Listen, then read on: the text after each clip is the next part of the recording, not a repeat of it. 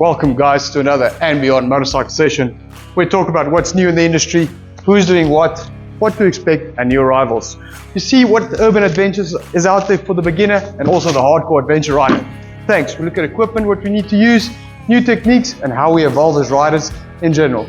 Sit back, relax, and enjoy the ride with us. Cheers.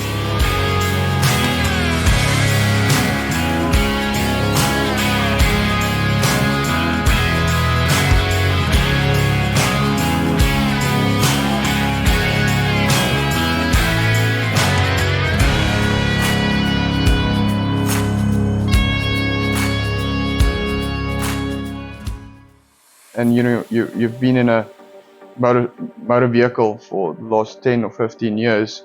I think you do lose a lot of situational awareness. You lose a lot of that. Yeah, you don't have to concentrate instant as much. Act. Yeah. You know, because I mean, you kind of predict it in a bubble, and although you don't want to scratch your new Fortuner or your whatever you have, it's you're not that exposed, I guess. You know, so that is that training. You need to react now, and you know. In aviation, we call it kind of muscle memory. You need to try and adapt. You know, it's the muscle goes before you know consciousness goes. You know, or acts. Let me call it like that. Yeah. You know, so absolutely. Yeah, and like you say, in your car, you can look down and change the radio station or find a CD or something. On a motorcycle, you need to be fully focused all the time. So. Apart from the training we've spoken now about, tell me about the community.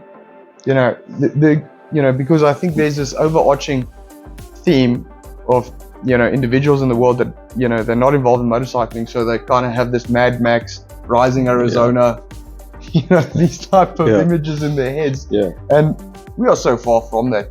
You know, and I'm curious what you experienced as you got back into it. Yeah, it's a good topic. So buying this bike after all this time, I didn't know anybody with a motorcycle. I didn't have any friends that had bikes. So pioneer.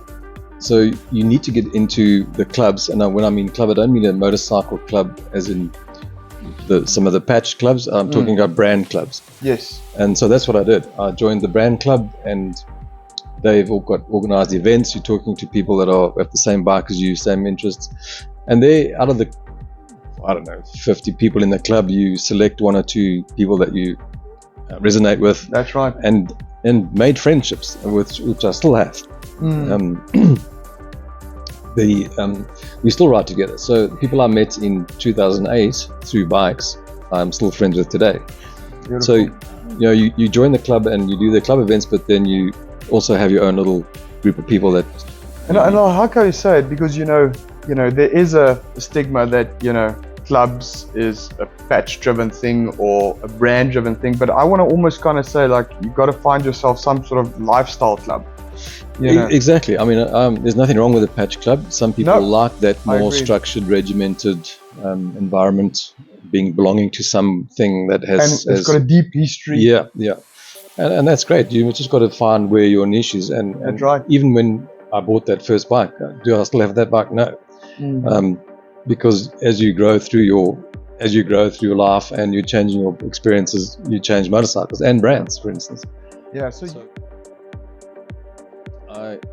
The BM was adventure riding. We did a lot of off-roading in those days, and I think it's an age thing where the older we get, my age, and you just change your life. Your requirements of riding may change, and maybe your group of friends change. Yes. So one guy says, "Oh well, I don't want to go on dirt anymore. I don't want to be in the dust." And so yes, I do less off-road riding now. I still ride on sand roads. I call it sand road riding. Off-road is quite a.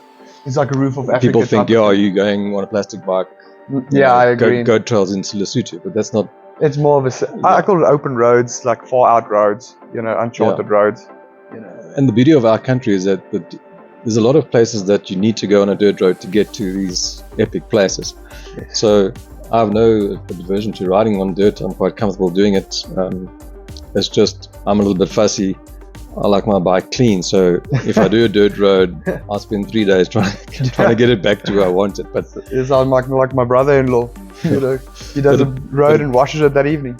Yeah, but it's something that it's just part of biking. And just on washing, I see a lot of guys there's a guy the other day on a group saying, where can he take his bike to be washed? And I'm like, you're missing the point. You need to wash your own bike.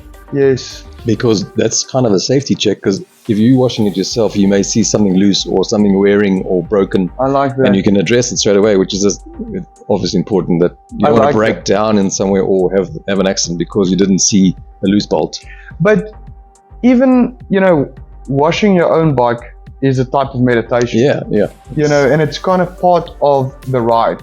Yeah. Getting back, it's almost like unsaddling your horse. Yeah. And now, I don't know what's the right term, grooming or, can't remember what the word is they use in the equestrian world. But I think it's a flow exercise, as they call it, to wash your bike pre or post ride.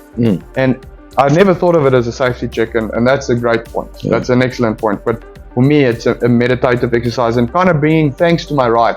Yeah. Not the actual physical, tangible object, but just thanks to whatever there is to be thankful for. Yeah. That tipping point, this is your life, kind of made me do things I want to do. But there is a trip that I still want to do. I still want to do Namibia. There's a trip being planned in August. I'm trying to find a way to get myself on it, just because I've only been there twice. Once for business, and then previously in the national service days, which doesn't really count because it was a totally different different objectives. Different reasonings why you're there. So I would like to go back. There is a trip coming up. I'm hoping to make it. If not, it's just the one that still I want to get to. There's so many.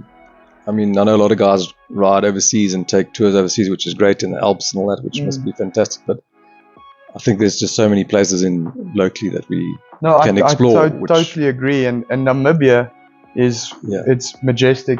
It's stunning, and you can disappear in that country for days. Namibia, I think you need to go back for many times for at least 2 weeks, 3 weeks at a time, because it's huge. Yeah. No, I totally agree.